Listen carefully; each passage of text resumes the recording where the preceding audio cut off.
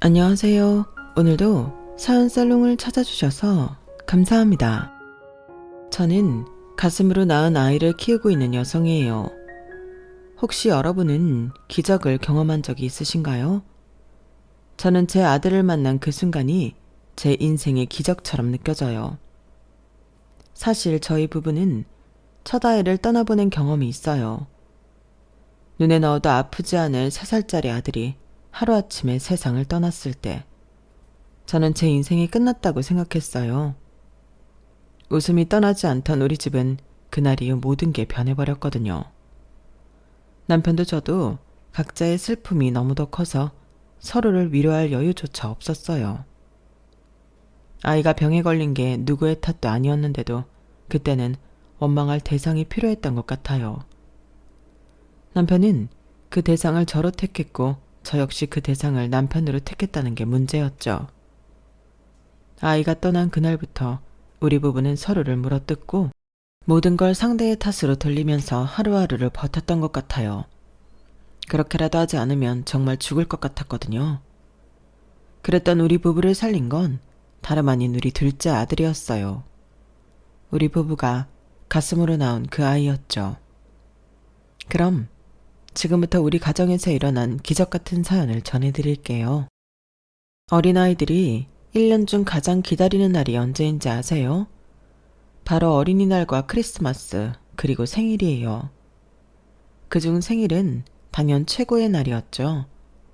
그만큼은 뭘 잘못해도 덜 혼나고 먹고 싶은 거, 가지고 싶은 걸 마음 놓고 사달라고 조를 수도 있으니까요. 하지만 저는요, 제 생일날이 세상에서 제일 싫었어요. 그날은 제가 세상에 태어난 날이 아니라 부모한테 버려진 날이었기 때문이에요. 솔직히 저는 그날을 기억하지 못해요. 보육원 선생님이 얘기해 주셔서 그런가 보다 하고 있는 거죠. 제가 보육원에 오게 된 건 5살 무렵이었대요. 종점에 도착한 버스 뒷자리에 잠들어 있는 걸 버스 기사 아저씨가 파출소에 데려다 주셨고 밤이 되도록 저를 찾는 사람이 없자 시설에 임시로 보내졌다더군요. 임시 보호기간이 지나도록 제 부모님은 저를 찾아오지 않으셨어요. 그렇게 저는 시설에서 살게 된 거예요. 시설 원장님 말씀으로는 몇 살이냐고 묻는 말에 제가 손가락을 5개 펼쳐 보여서 5살이라는 걸 알 수 있었고, 이름이 뭐냐는 말에 최수아라고 대답해서 제 이름을 알 수 있었다더군요. 하지만 너무 어려서 그랬는지 제 생일은 모르더래요. 그래서 생일은 임시 보호소에 들어간 그날을 제 생일로 적으셨다고 했어요. 그러니 서류상 제 생일은 제가 버려진 날인 셈이었죠. 어릴 때야 그런 사실을 몰랐으니 생일이 되면 그저 좋은 줄로만 알았어요. 보육원 선생님이 케이크도 사주시고 조촐하게나마 생일 파티도 열어주셨거든요. 하지만 정확히 제 생일날 했던 건 아니고 같은 달에 생일이 있는 친구들을 하루 날 잡아서 공동 생일 파티를 열어주는 거였어요. 그래도 그때는 그런 생일이라도 신나고 좋더라고요. 중학교에 들어가면서 내 생일에 얽힌 비열을 듣고는 그렇게 좋아했던 생일날이 저주스럽게 느껴지기 시작했지만요. 비록 시설에서 부모 손이 아닌 선생님들과 자원봉사자분들의 도움을 받아 자라긴 했지만 제 입으로 고아라는 말을 안 하면 아무도 제가 어려운 환경에서 자란 아이라는 걸 모를 정도로 저는 구김이 없고 밝은 아이였어요. 천성이 그런 건지 아니면 어른들한테 이쁨 받으려고 본능적으로 그랬던 건지는 잘 모르겠지만요. 그런 성격 덕분에 저는 9살이 되던 해 입양이 되었어요. 양부모님은 약사부부였는데 아이가 생기지 않아서 마음고생을 하다가 입양을 결정하게 된 거였죠. 제가 있던 시설에 봉사활동으로 몇 번 오셨던 분들인데 아이들 중 유독 밝았던 제가 눈에 들었던가 봐요. 입양을 결심한 뒤에도 바로 저를 데려갈 수는 없어서 주말마다 시설에 찾아와 저와 함께 시간을 보내주셨어요. 그러면서 양엄마와 많은 얘기를 나눌 수 있었어요.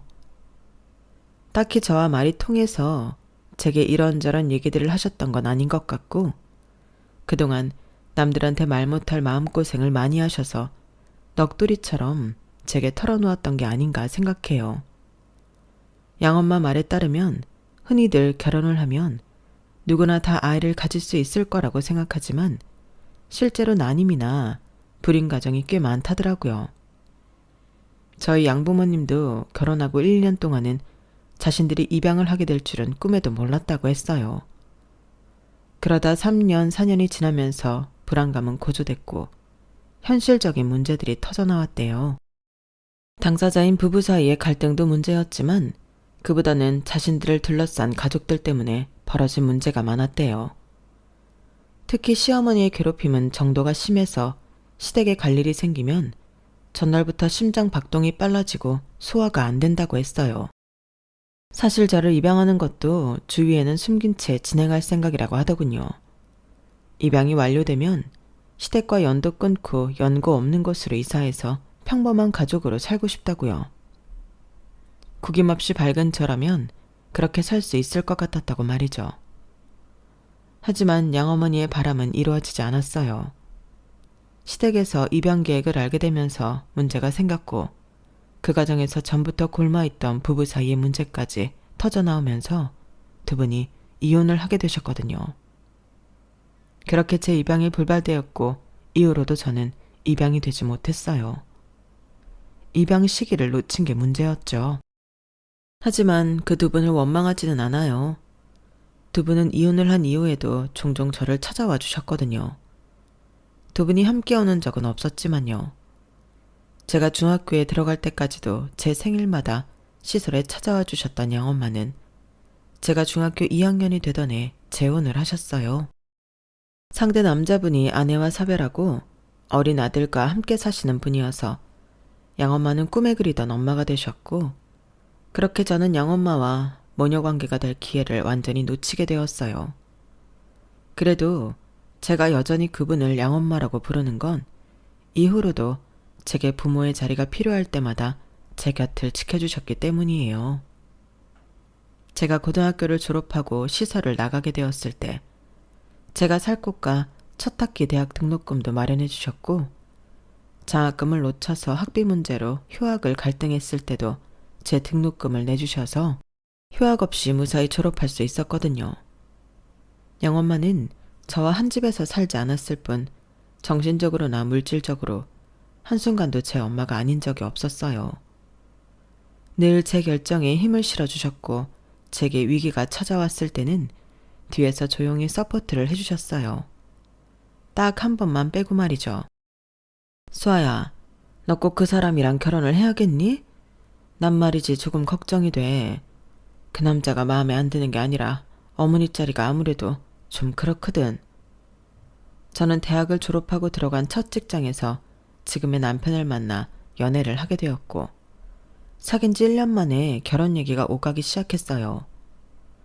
양엄마한테 그 남자 집에 인사드리러 갔던 일을 말씀드렸는데 아무래도 그게 마음에 걸리셨던가 봐요. 제가 처음 시댁에 인사를 드리러 갔을 때 저희 시어머니께서 저를 보시고 이렇게 말씀하셨거든요. 예, 너는 어쩜 걱정 하나 없이 사내처럼 얼굴에 그늘이 하나도 없니?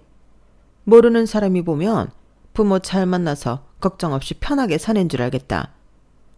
부모 복 없는 너한테는 그게 복이라면 복이겠지? 그때 어머님한테 들은 말에 상처를 받았다는 말을 양엄마한테 했었는데 내내 그 말에 신경이 쓰이셨던가 봐요. 제 딴엔 어디다 하소연할 데도 없고 해서 투정 부리듯 한 말이었는데 괜한 말을 한 것 같았어요. 그 얘기를 듣는데 내 첫 시어머니 생각이 나더라. 임신이 안 돼서 난임 치료를 받느라 몸도 마음도 너덜너덜해진 때였는데 그때 시어머니가 그러셨거든. 내가 처음 인사 갔던 날 내 얼굴을 보시곤 팔자가 사나운 애라는 걸 눈치챘었다나 뭐라나. 그래서 결혼도 반대했던 건데 기를 쓰고 하더니 이런 꼴을 당하게 됐다고 얼마나 나를 원망하던지 몰라. 애가 안 생긴 것도 내 얼굴에 덕지덕지 붙어있는 그늘 때문이라고 툭하면 그 소리를 하시는데 지금 생각해도 치가 떨린다. 남편이라는 인간은 입 꾹 다물고 아무 말도 안 하고 있었는데 그게 더 꼴 보기 싫었어. 애가 안 생긴 게 내 탓만은 아니잖니. 자기한테도 문제가 있는 건데 자기 부모 앞세워서 온전히 내 탓으로 돌리는 것 같았다니까? 그래서 말인데 조금이라도 너한테 부정적인 생각을 가진 집에는 안 가는 게 좋아. 나중에 나처럼 후회할 일이 생길지 모르니까. 네 남편이 네 바람막이가 되어줄 거라는 기대도 하지 말고. 내가 너무 걱정이 앞서는 건지 모르겠지만 난 네가 어디 가서든 사랑받고 살았으면 좋겠어. 넌 정말 사랑스러운 아이니까. 양엄마의 진심을 저라고 모르는 건 아니었어요. 하지만 눈에 콩깍지가 씌인 상황에선 주위에서 아무리 좋은 말을 해줘도 들리지 않게 마련이에요. 다행히도 양엄마의 걱정이 반은 맞고 반은 틀린 셈이었지만요. 비록 제 결혼을 탐탁치 않아 하셨지만 그런 것과는 달리 양엄마는 제가 결혼을 준비하는데 누구보다 많은 도움을 주셨어요. 혼수도 함께 골라주셨고 예단이며 이바지 음식까지 전부 도움을 주셨거든요. 하지만 양엄마 말대로 처음부터 제게 부정적인 시선을 보내던 시어머니는 제가 해온 모든 걸 못마땅해 하셨어요. 아, 이걸 예단이라고 해온 거니? 창피해서 주변에 말도 못하겠다. 아무리 부모 없이 자랐어도 요즘은 인터넷만 뒤져도 정도가 수두룩 할 텐데. 그 정도 정성도 없이 이 모양 이 꼴로 해온 거야? 그래 놓곤 뭐가 좋다고 생글생글 웃고 있니? 사람 속 뒤집는 것도 아니고 말이야. 하긴 보고 배운 게 있어야 물건 보는 눈도 생기고 하는 거지. 근본이 없는데 뭘 기대하겠어? 옛말에 웃는 얼굴에 침 못 뱉는다고 했지만 저희 시어머니한테만큼은 예외였어요. 애써 웃고 있는 제 면전에 대고 온갖 독설을 다 퍼부으시니 말이에요. 그렇다고 저희가 결혼하는데 10원 한 장 도와주지 않으셨으면서 뭐가 그렇게 못마땅하게 많고 불만이 많으신 건지 모르겠더라고요. 웃긴 건 몇 년 뒤 신우이가 결혼할 때 혼수며 예단을 준비해가는 걸 보니 기도 안 차더라는 거예요. 저한테는 그렇게 근본 따져가며 보는 눈이 없다고 타박하시더니 정작 어머님이 고르신 예단은 정말 가관이었거든요. 결국 신우이가 울고불고 난리를 치면서 그딴 걸 어떻게 가져가냐고 난리를 쳐서 제가 싹 다 다시 준비해줘야 했어요. 그 일이 있은 뒤로는 시어머니도 제게 안목이니 뭐니 하는 소리는 못하게 되셨어요. 거기다 제가 시집 온 그해 겨울 아들을 낳자 어머님도 더는 타박을 안 하시더라고요. 눈에 넣어도 아프지 않은 손자를 보는 재미에 빠져서 못마땅한 며느리는 생각할 겨를이 없으셨거든요.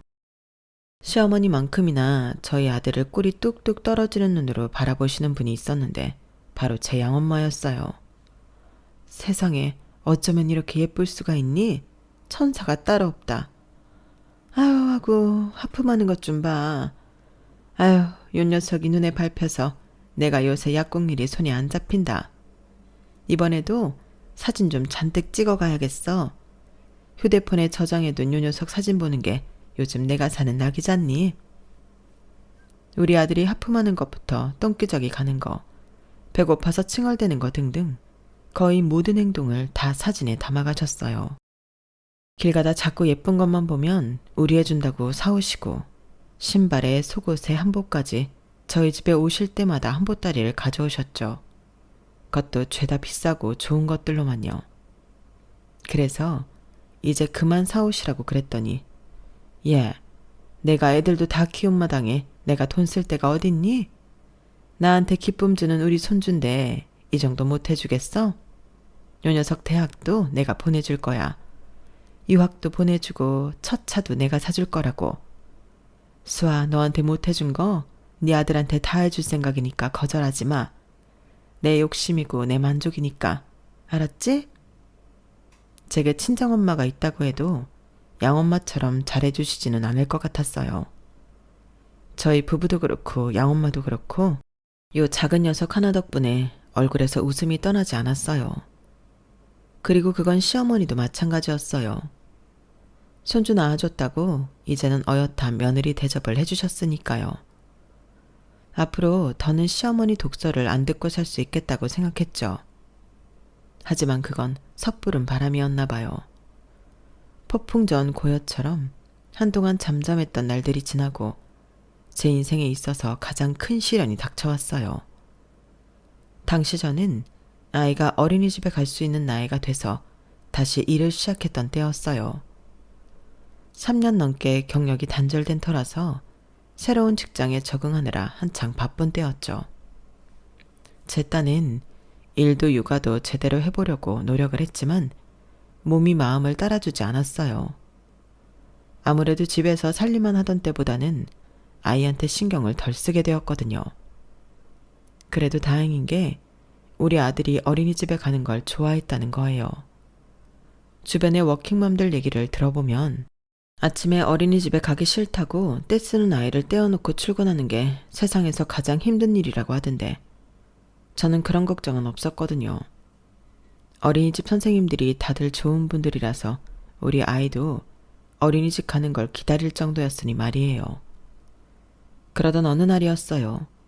점심시간이 지난 무렵이었는데 어린이집에서 전화가 왔더라고요.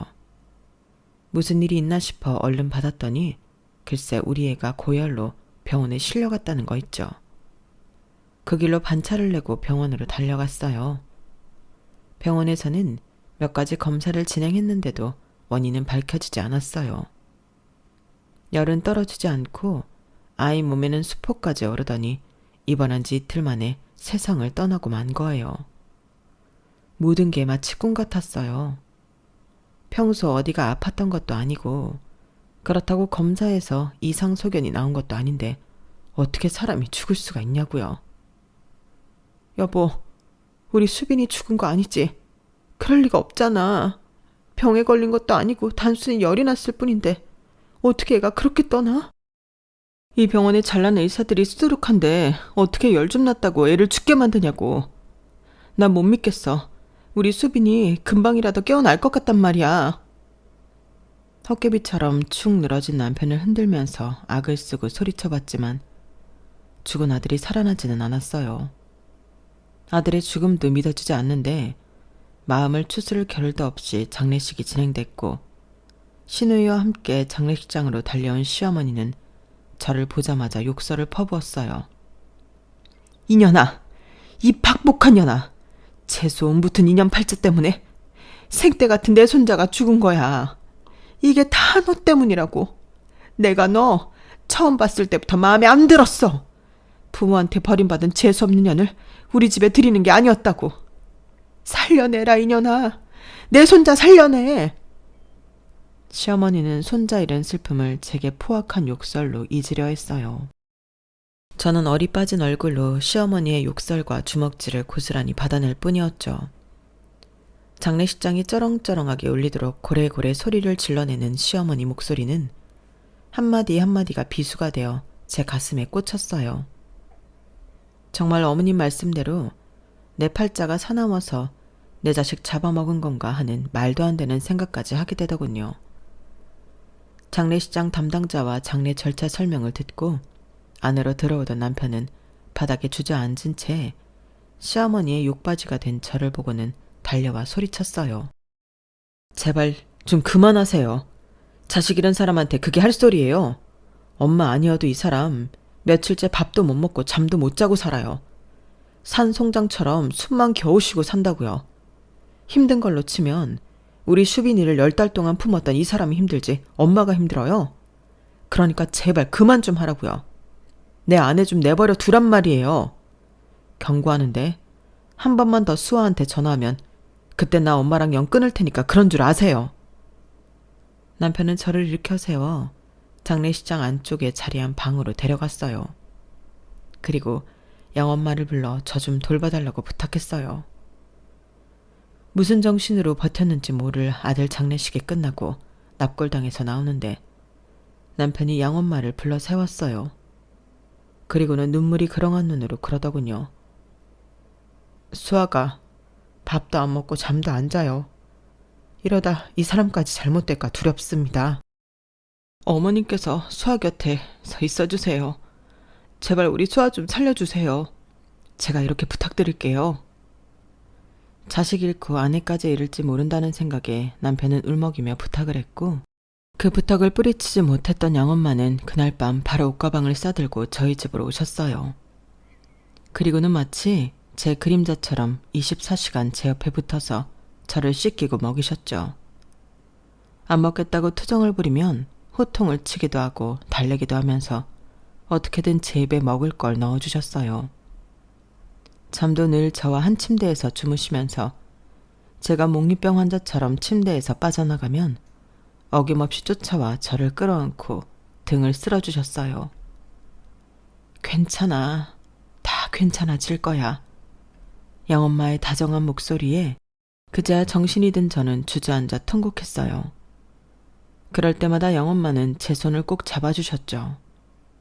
그 바람에 저는 참고 있던 울음이 터져버렸고 한 번 터진 울음은 쉽게 멈추지 않았어요.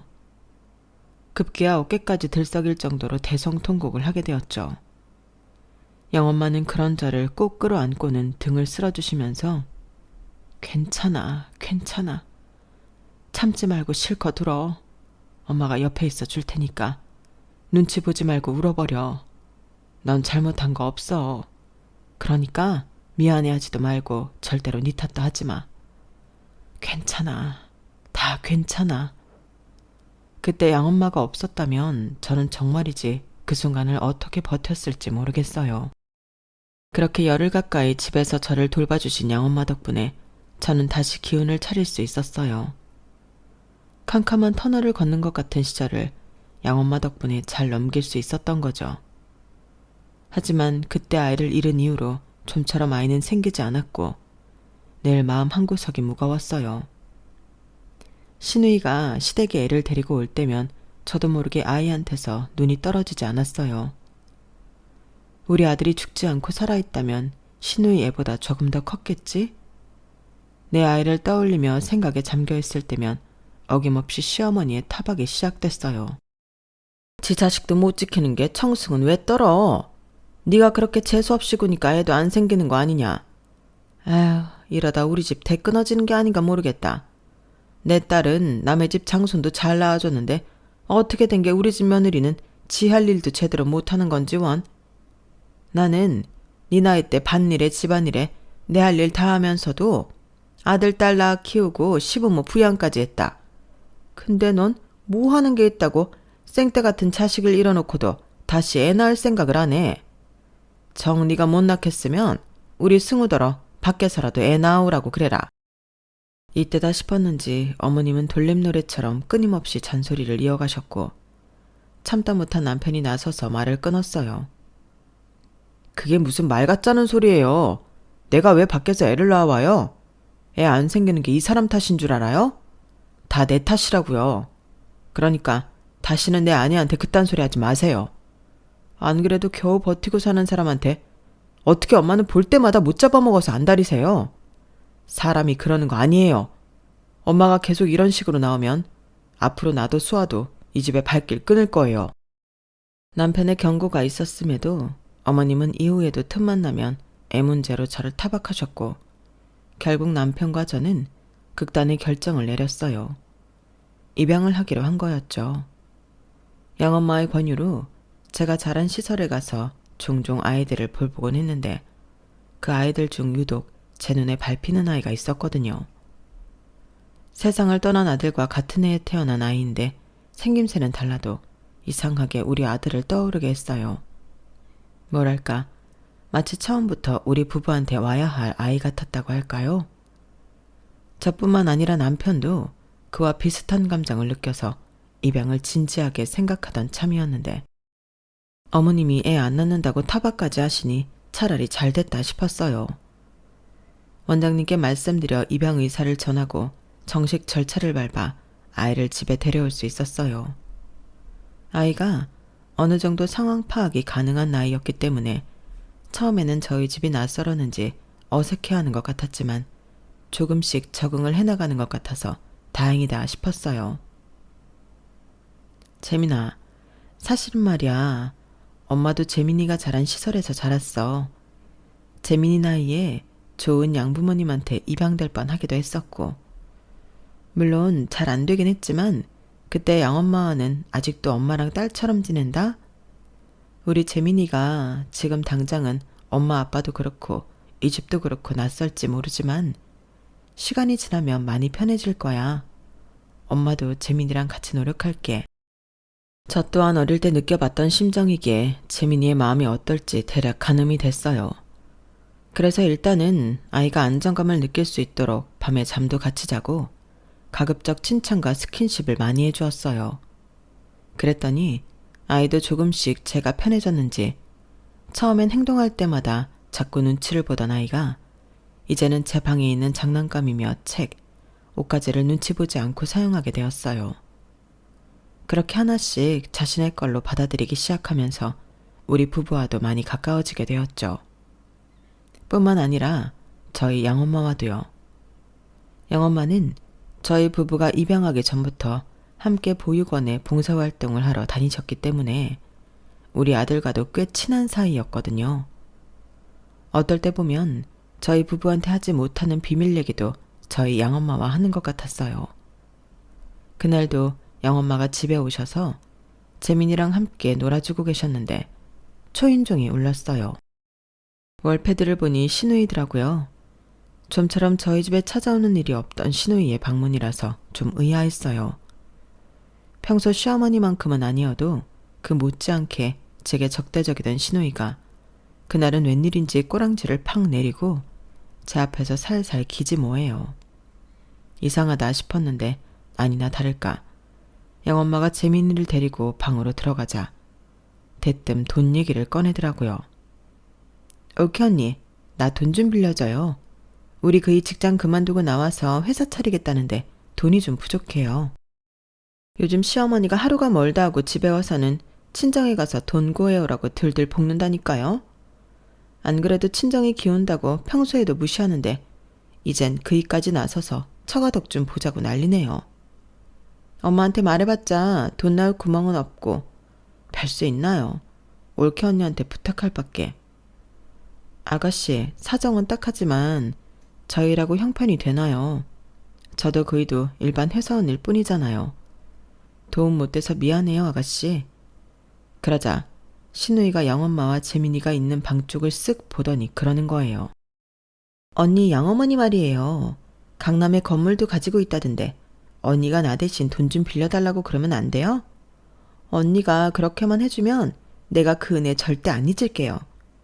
엄마가 재빈이 입양했다고 툭하면 뭐라고 하는 것도 내가 중간에서 다 막아준다니까요. 그러니까 언니 나 좀 도와줘요.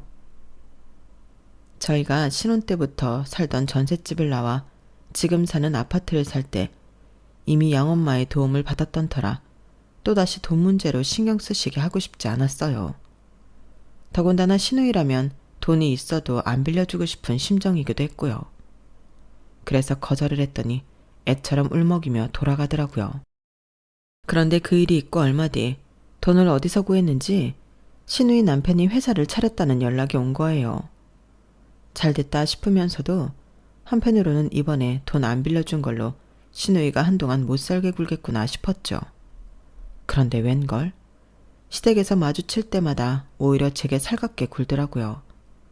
어머님이 제게 한 소리 하시면 자기가 나서서 말을 끊기도 하고 가끔은 어머님 들으시도록 제 칭찬도 하고 말이죠. 해가 서쪽에서 뜰 일이다 생각했어요. 하도 신기해서 일이 잘 풀리니까 마음도 유해진 건가 하는 생각까지 했다니까요. 그런데 재벌은 남 못 준다고 시누이가 제 본성을 드러내는 일이 생긴 거예요. 어머님 심부름을 하느라 남편 없이 재민이만 데리고 시댁에 가게 됐는데 마침 거기에 시누이랑 시누이 딸이 와 있더라고요. 시누이 딸 생일이라서 어머님 모시고 저녁 먹으러 가려고 왔다더군요. 모르면 모를까 시누이 딸 생일이라는데 어떻게 모른 척 하겠어요. 그래서 용돈이라도 주려고 지갑을 열었는데 마침 5만 원짜리 한 장이 있더라고요. 요즘은 카드를 쓰거나 땡땡페이를 주 사용해서 현금을 가지고 있는 일이 드문데 다행이다 싶었어요. 따로 봉투는 준비가 안 돼서 시누이 딸을 불러 손에 돈을 쥐어주었어요. 예림아, 오늘 생일이라며? 이걸로 예림이 가지고 싶은 거 사. 예림이 생일인 걸 몰라서 선물 못 사와서 주는 거야. 생일 축하해. 신우이 딸은 멀뚱히 저를 바라보다가 지 엄마한테 가서 제가 준 돈을 툭 던져줬어요. 신우이가 이게 뭐냐고 물었더니 애가 저를 손가락으로 가리키더라고요. 그때까지만 해도 신우이가 빈말이라도 뭘 애한테 돈을 다 주고 그러냐고 할 줄 알았는데 글쎄 제가 있는 자리로 성큼성큼 걸어오더니 다짜고짜 제 뺨을 때리며 그러지 뭐예요. 누굴 거지 새끼로 알아. 내가 돈 좀 빌리러 갔었다고 우습게 보이는 모양이지? 당장 우리 예림이한테 사과해. 사과하라고. 신우이는 눈을 부릅뜨고 저를 죽일 듯이 달려들었어요. 처음엔 신우이가 뭔가 오해를 해서 그런가 보다 했는데 그게 아니라 제가 준 돈 액수가 적어서 그랬던 거더라고요. 솔직히 어이가 없었어요. 5살짜리 아이한테 5만 원 용돈 준 게 그렇게 적은 액수인가요? 신우이가 난리를 치자 시어머니까지 달려와 모녀가 쌍으로 저를 비난하기 시작했고 결국 제가 미안하다고 사과를 하는 선에서 끝이 났어요. 그런데 얼마 뒤 생각지도 않은 일이 벌어진 거예요. 신우이가 울면서 저희 집에 찾아와 무릎까지 꿇고 싹싹 빌지 뭐예요. 올케 언니, 내가 잘못했어요. 내가 잠깐 눈에 뭐가 씌었었나 봐요. 내가 언니한테 그러면 안 되는 거였는데 정말 죽을 죄를 지었어요. 그러니까 언니네 어머니한테 말 좀 잘해주세요. 빌려주신 돈 당장 돌려달라고 하시면 저 그이한테 이혼당해요. 제발 나 좀 살려주세요. 네? 알고 보니 처음 우리 집에 돈을 빌리러 왔던 날 저희 양엄마가 신우이 사정을 듣고는 따로 연락을 하셨던가 봐요. 입양 문제로 시어머니한테 공격당하는 게 마음에 걸렸던 양엄마는 신우이한테 저 좀 돌봐달라는 조건을 걸고 3억을 이자도 없이 빌려주셨더라고요. 그런데 신우이가 자기 딸한테 용돈 5만 원 줬다고 제 뺨까지 떼인 걸 알고는 당장 돈 돌려달라고 연락을 하신 거 있죠. 시댁에서 있었던 일을 양엄마가 어떻게 알았냐고요? 그게 참 우리 재민이를 통해서 아셨더라고요. 외할머니가 고모가 엄마 괴롭히면 말해달라고 그랬어. 외할머니가 혼내주신다고. 그때 고모가 엄마 막 때렸잖아. 그래서 내가 외할머니한테 말해줬지. 초롱초롱한 눈으로 또박또박 말하는 재민이를 보니 기분이 참 묘하더라고요. 그 어린 게 엄마를 지키겠다고 외할머니의 간자노릇을 했다는 게 귀엽기도 하고 기특하기도 해서 울컥한 거 있죠. 결국 양엄마는 신우이한테 빌려줬던 돈을 고스란히 돌려받으셨어요. 그 바람에 이혼을 당하지 않을까 걱정했던 신우이는 다행히 이혼은 면했지만 시댁에서 찬밥 신세가 됐다고 하더군요. 그리고 그날 제가 시댁에서 신우이와 어머님한테 당한 일을 재민이를 통해 전해들은 남편은 불같이 화를 내며 시댁과 연을 끊어버렸어요. 이런 사정을 다 들으신 양엄마는 제게 그러시더군요. 전직약사인 내가 무슨 돈이 있어서 네 신우이한테 3억이나 빌려줬는지 아니? 나 강남에 건물 있거든. 강남 알짜배기 땅에 있는 그 건물 말이야. 내가 어떻게 얻었는지 알아? 재혼하기 전에 시어머니께서 나를 불러 그러시더라. 내 배로 애 안 낳고 전처 자식 둘 잘 키워주면 자신 소유의 강남 빌딩 내 앞으로 해주시겠다고. 그래서 그러겠다고 했어. 너도 알다시피 내가 애를 못 갖잖니. 안 낳는 거나 못 낳는 거나 어쨌든 간에 시어머니 소원 들어드리면 되는 거 아닌가 싶어서 입 꾹 다물었지 뭐. 세상 참 재밌어. 첫 번째 시어머니는 내가 애 못 낳는다고 날 내쫓아냈는데 두 번째 시어머니는 애 안 낳는다고 건물까지 주시니 말이야. 인생은 살고 볼 일이다. 안 그러니? 양엄마는 씁쓸한 미소를 지으시며 저를 물끄러미 바라보셨어요. 그 모습을 보니 저 역시 기분이 참 묘하더라고요. 제가 양엄마와 같은 처지라서 그런가 봐요. 어릴 때 막연히 기적이라는 단어를 생각할 때면 홍해가 쩍 갈라지거나 죽은 줄 알았던 사람이 벌떡 일어나는 것처럼 절대로 일어날 수 없다고 믿었던 일들이 벌어지는 걸 떠올리곤 했었어요. 그런데 지금에 와서는 기적이란 인생은 살아볼 만한 가치가 있다고 깨닫게 되는 순간이 아닐까 생각합니다. 부모가 필요했던 아이가 우리 집에 오게 되고 사랑을 쏟을 자식이 필요했던 우리 부부가 그 아이를 만나게 된 것. 그게 바로 기적이 아닐까 생각하거든요. 상처 입은 사람들끼리 서로의 온기에 기대 살아갈 의미를 찾았으니 이보다 멋진 기적이 또 어딨겠어요? 아무쪼록 여러분의 인생에도 기적 같은 날들이 이어지기를 바랍니다. 지금까지 제 사연을 들어주셔서 감사합니다. 항상 행복하세요. 여러분, 사연 댓글에 응원과 현명한 조언 부탁드려요. 좋아요와 구독은 저에게 큰 힘이 됩니다. 오늘도 좋은 일 가득하세요.